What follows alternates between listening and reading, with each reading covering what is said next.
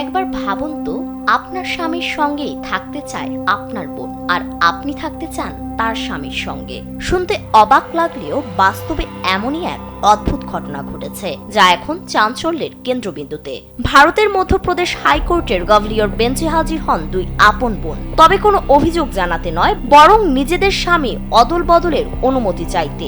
অস্বাভাবিক এই আবেদন ঘিরেই তৈরি হয়েছে তুমুল আলোচনা। ঘটনার শুরুটা ছিল ভিন্নভাবে। দতিয়া জেলার এক ব্যক্তি হেবিয়াস কর্পাস মামলা অর্থাৎ আসামিকে সশরীরে হাজির করে অভিযোগ করেন তার স্ত্রী ও কন্যাকে ভাইরা ভাই অপহরণ করেছেন। কিন্তু আদালতে যাকে অপহৃতা বলা হয় তিনি স্পষ্ট করে জানান, তিনি জোর করে নয়, স্বেচ্ছায় বোনের স্বামীর সঙ্গে গেছেন এবং তার সঙ্গেই থাকতে চান।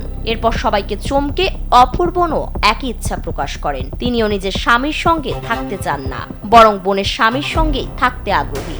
পারস্পরিক সম্মতিতে দুই বোন স্বামী অদল বদলের আবেদন জানান আদালতের কাছে।